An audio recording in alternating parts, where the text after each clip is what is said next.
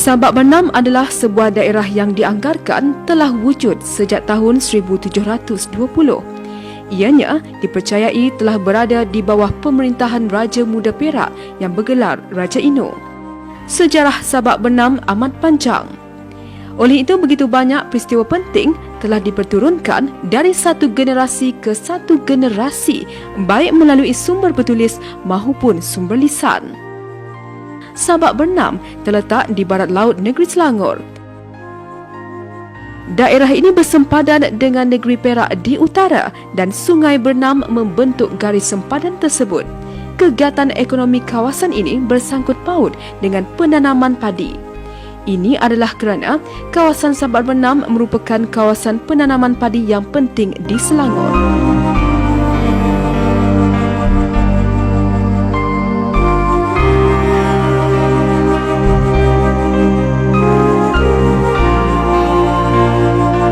Nama Sabak Bernam menurut orang-orang tua berpunca dari sahabat berenam.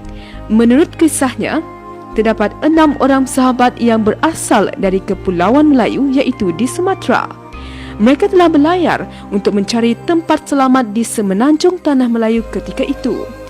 Mereka terpaksa berhijrah kerana ketika itu berlaku peperangan di daerah kelahiran mereka. 6 orang sahabat ini telah mudik ke hulu Sungai Bernam dan mereka dapati terdapat sebatang kayu yang tumbang dan menghalang pelayaran mereka. Mereka memotong kayu tersebut bagi meneruskan perjalanan mereka ke hulu sungai. Peristiwa kedatangan 6 orang sahabat inilah yang telah melahirkan nama Sabak Bernam. Tetapi kesahihan cerita ini tidak dapat dibuktikan kerana laporan bertulis pada zaman itu amat terhad.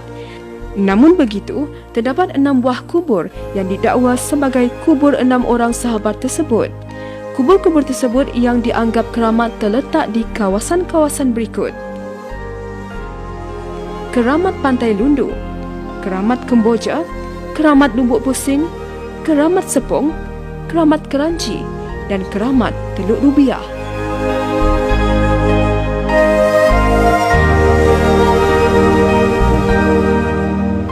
Ketika itu, sungai yang mereka lalui belum lagi mempunyai nama.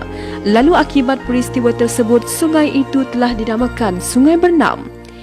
Ianya mengambil sempena 6 orang ketua yang menyertai pelayaran tersebut. Mereka kemudian telah bermalam di satu kawasan yang agak berpusut. Di situlah mereka membuat pondok dan mereka memasak dengan cara menebuk tanah bagi membuat tungku dapur. Dalam bahasa mereka, dapur dari tanah dipanggil sabak.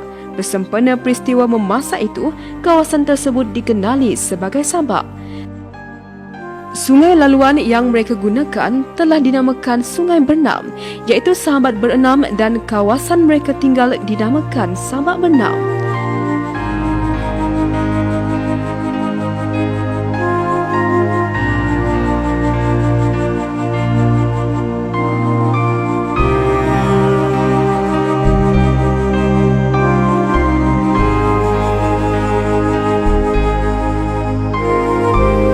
Menurut cerita, 6 orang sahabat itu terdiri daripada Tuan Syahid Ahmad, Tuan Syarifah Intan, Tuan Syarifah Robiah, Tuan Haji Salim, Datuk Dalang dan Datuk Menteri. Pada tahun 1876, Sabak Bernam diletakkan di bawah pentadbiran negeri Selangor hasil dari kelicikan kerajaan Inggeris. Pihak Inggeris sebelum itu telah beberapa kali meminta Raja Hitam untuk melepaskan pemerintahan ke atas Sabak Bernam. Raja Hitam seperti ayahnya iaitu Raja Onus menolak desakan residen Inggeris di Selangor ketika itu. Akhirnya, Raja Hitam bersetuju setelah mendapat pelbagai janji manis daripada Inggeris. Sabak Bernam asalnya hanya meliputi kawasan utara yang bersempadan dengan kampung kota iaitu di Perak hingga ke kawasan Sungai Nibong sahaja. Namun di masa ini, daerah Sabak Bernam telah meluas hingga ke Sungai Burung Sekincan.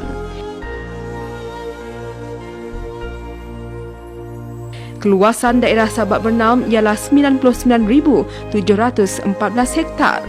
Dulu hanya terdapat 4 mukim di Sabak Bernam, tetapi kini ianya mempunyai 5 buah mukim. Mukim-mukim tersebut adalah Sabak, Bagan Nahoda Omar atau Sungai Air Tawar, Sungai Pancang, Pancang Berdena dan Pasir Pancang.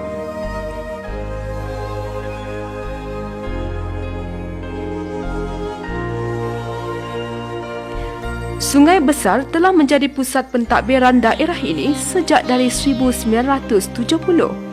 Sabak Bernam telah mengalami pelbagai kemajuan sejak Malaysia mencapai kemerdekaan pada 1957. Dari sudut ekonomi pula, 50% tanah di Sabak Bernam digunakan bagi tujuan pertanian, iaitu tanaman kelapa, padi, kelapa sawit, koko, sayur-sayuran dan buah-buahan. Masyarakat di Sabak Bernam begitu beraneka. Kaum Melayu terdiri dari pelbagai suku seperti Banjar, Bugis, Jawa, Kampar dan Aceh.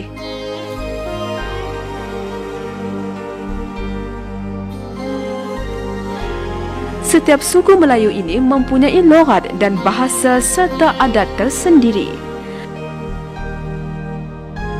Namun kesamaan agama dan penggunaan bahasa Melayu Johor Riau sebagai lingua franca telah berjaya menyatu padukan pelbagai suku ini untuk hidup rukun dan damai. Kaum-kaum lain seperti Cina dan India mula dibawa masuk sejak Inggeris mengambil alih pemerintahan dari Raja Hitam pada tahun 1876. Namun sejak kemerdekaan, kaum-kaum minoriti telah hidup dengan rukun damai bersama-sama kaum Melayu yang mempunyai pelbagai suku itu.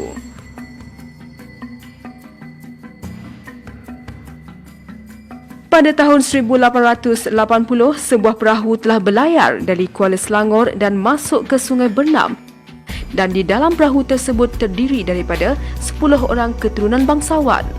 Mereka diketuai oleh Raja Abdul Jabid bin Raja Salihuddin dan adik perempuannya bernama Onyang Embah. Mereka dari keturunan bangsawan Melayu Bugis yang berasal dari Sulawesi. Selepas berehat semalaman di tebing Sungai Bernam, mereka telah mengambil peluang untuk bersiar-siar ketika pagi menjelang. Raja Abdul Jabid begitu tertarik dengan keindahan dan kesuburan kawasan tersebut. Akhirnya mereka semua membuat keputusan untuk menetap di kawasan itu. Kawasan pertama dibuka oleh mereka telah dinamakan Kampung Baharu Hulu, dan di situlah terletaknya makam Raja Abdul Jabid atau lebih dikenali makam Onyang Ancing. Tidak jauh dari makam beliau terletak pula makam Onyang Embah. Atau lebih tepat lagi di Jalan Haji Mahmud. Haji Mahmud adalah antara peneroka awal Kampung Baharu itu. Dan sebagai mengenang jasa beliau, sebatang jalan telah dinamakan bersempena nama beliau.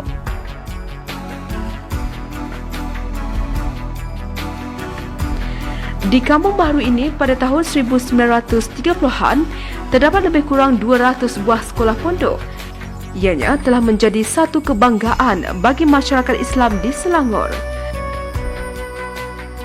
Namun akibat kekejaman Jepun pada zaman Perang Dunia Kedua, banyak sekolah pondok terpaksa ditutup.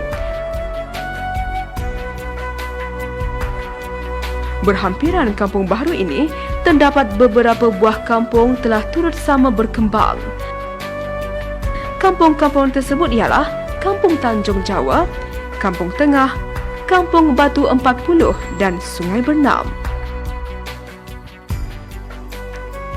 Kampung Batu 40 dinamakan bersempena dengan jaraknya dengan daerah Kuala Selangor yang pada masa lalu adalah pusat pentadbiran bagi Sabak Bernam.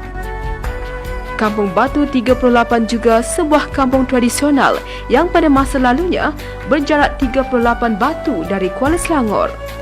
Kampung ini dibuka oleh kaum Melayu suku Jawa sekitar 1902.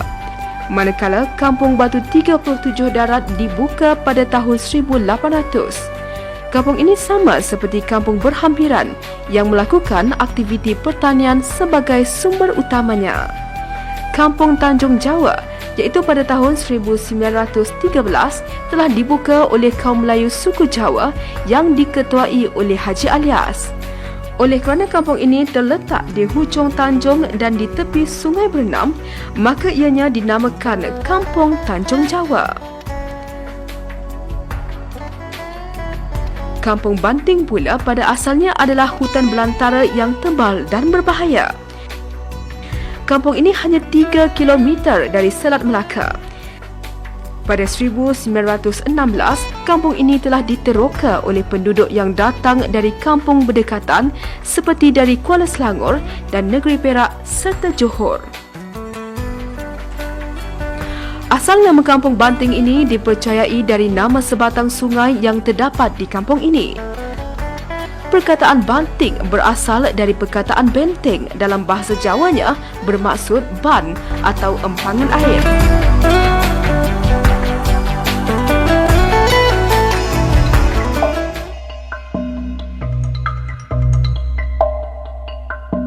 Mukim Sungai Panjang mempunyai 8 buah kampung utama dan di mukim inilah kawasan sungai berenam yang paling lurus dan panjang sekali. Kemudian selepas kawasan sungai ini barulah ada tanjungnya. Panjang sungai ini hampir 2 batu dan dipercayai kawasan ini telah dibuka sebelum abad ke-18. Bersempena bentuk sungai di kawasan ini, maka kampung ini dikenali sebagai Kampung Sungai Panjang dan akhirnya berkembang menjadi sebuah mukim. Pembukaan Kampung Sungai Panjang ini adalah berpunca daripada kedatangan Raja Cik Nong yang berketurunan Sultan Abdul Samad iaitu Sultan Selangor. Keturunan beliau telah memerintah kawasan ini turun-temurun hinggalah kepada Ketua Kampung atau Tok Sidang pada masa kini. Terdapat sebuah bukit di Sungai Panjang yang dahulunya menjadi laluan untuk ke istana dan berhampiran kawasan bukit tersebut terdapat makam Raja Nong. Di mukim Sungai Panjang terdapat sebuah kampung bernama Kampung Tok Khalifah. Nama kampung ini berasal dari peristiwa kedatangan sekumpulan orang Islam keturunan Malabari dari India. Mereka diketuai oleh orang alim yang dipanggil Tok Khalifah. Tok Khalifah amat tertarik dengan keadaan pentadbiran Raja Cik Nong di kawasan tersebut yang aman damai. Tok Khalifah telah mendapat izin daripada Raja Cik Nong untuk mendirikan sebuah masjid dan mengajar mengaji Al-Quran. Menurut cerita orang-orang tua, pada satu subuh telah berlaku peristiwa pelik di mana dengan tiba-tiba munculnya batu hampar di tengah-tengah sungai. Batu hampar tersebut timbul berhampiran dengan lubuk pusar yang telah menyebabkan banyak kapal karam dan manusia maut. Tok Khalifah telah turun ke atas batu hampar untuk bersolat subuh dan selepas itu berdoa agar Allah mengurangkan kekuatan pusaran air di lubuk pusar itu agar kapal dan perahu boleh berlayar dengan selamat dari sungai tersebut untuk ke Selat Melaka. Selepas kejadian tersebut, kekuatan pusaran air di lubuk pusar itu semakin lemah dan kurang. Kampung Tok Khalifah ini dinamakan sedemikian kerana terdapat 2 tokoh pemimpin yang amat dihormati di kawasan tersebut iaitu Raja Cik Nong Penghulu dan juga Khalifah Senidabus. Manakala Tok Khalifah ialah imam atau khalifah masjid, maka bagi mengenang jasa 2 tokoh masyarakat yang dihormati itu, kampung ini telah dinamakan Kampung Tok Khalifah. Di kampung inilah terdapat makam Raja Cik Nong dan makam Tok Khalifah. Inilah lorong jalan kubur Kampung Tok Khalifah. Untuk kubur Tok Khalifahnya.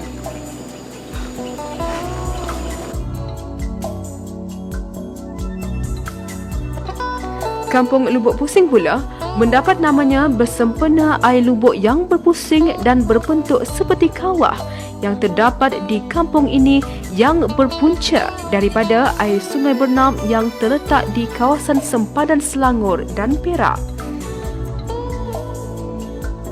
Kampung Lubuk Pusing yang dibuka pada tahun 1914 oleh 40 orang yang diketuai Tuan Haji Cik Ahmad Marzuki berasal dari Sumatera.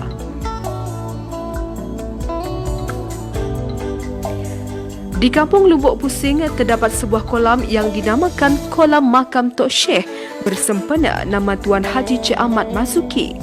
Dikatakan air kolam ini boleh digunakan sebagai minyak gas kerana boleh menyalakan api. Air kolam inilah yang telah membantu penduduk kampung ketika era peperangan dunia kedua di mana minyak gas amat sukar untuk didapati. Menurut orang-orang tua, kejadian ini ada kaitannya dengan kekeramatan Tuan Haji Ahmad Marzuki. Bersebelahan dengan kolam inilah makam Tuan Haji Cik Ahmad Marzuki berada.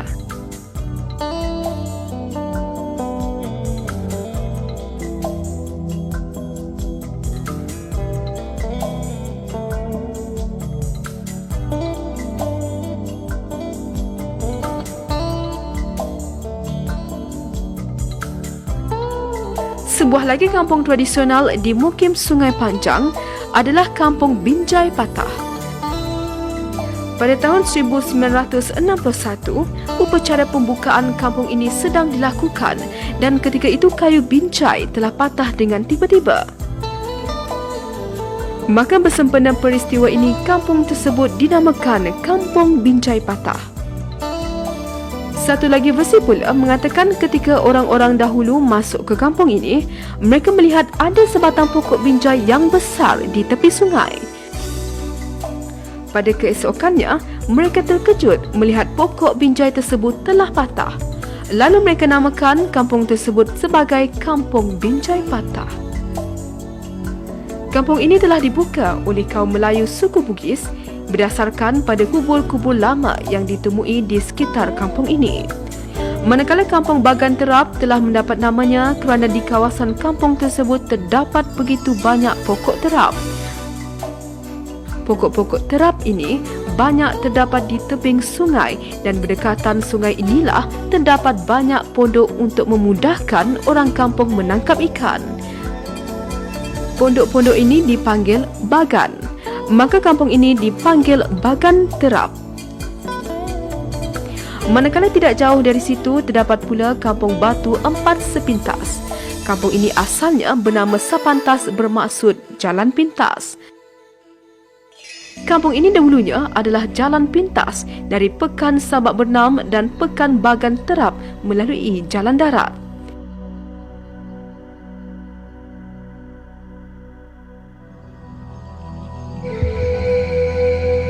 Mukim Bagan Nahodar Omar juga dikenali dengan nama singkatan Mukim BNO sahaja. Di Mukim ini terdapat 7 buah kampung. Menurut cerita lisan, Mukim Bagan Nahodar Omar mendapat namanya daripada seorang nahoda kapal yang telah berlabuh di Bagan ini. Oleh kerana kapal beliau telah rosak, maka nahoda kapal yang bernama Omar itu telah membuat keputusan untuk berlabuh bagi membaiki kapalnya. Menurut cerita lain pula, asalnya Bagan Nahoda Omar ini daripada seorang nahoda bernama Omar yang berasal dari Pernu Simpang Ampat Melaka. Nahoda sering berlayar dari Bagan yang dibukanya untuk membawa barang dari Selangor ke negeri kelahirannya iaitu di Melaka. Kehadiran orang Melaka di Selangor ini amat ketara pada zaman itu kerana orang Melaka sering datang untuk berniaga di Jugra dan di Jeram. Bagi mengenang jasa Nahoda Omar membuka bagan di Kuala ini, maka dinamakan Bagan Nahoda Omar. Kini, kawasan ini telah menjadi sebuah mukim di dalam daerah Sabak Bernam. Kampung Sekendi berada dalam mukim Bagan Nahoda Omar dan dibuka pada tahun 1919 oleh peneroka dari Jawa, Sumatera dan Banjarmasin. Kampung Sekendi mendapat namanya dari penemuan sebiji balang air di kuala sungai yang menyerupai sebiji kendi. Kampung Tembok Jawa pula sebuah kampung tradisional yang dibuka pada tahun 1920 oleh kaum Melayu suku Jawa. Kumpulan peneroka pertama ini diketuai oleh Tuan Haji Bajuri. Nama kampung ini dikenali Kampung Tebuk Jawa kerana masyarakat awal yang membukanya ialah suku Jawa dan hampir 90% penduduk di sini adalah suku Melayu Jawa hingga ke hari ini. Kampung Simpang 4 Bagan Nahuda Omar telah dibuka pada tahun 1918. Manakala Kampung Parit Baru Pekan atau Kampung Sungai Lang telah dibuka pada tahun 1918 dan diketuai oleh Haji Abdul Razak bin Haji Alias yang berasal dari Pulau Jawa. Mereka pada awalnya telah pergi ke Perak tetapi kemudian berpindah ke Sungai Lang di Selangor.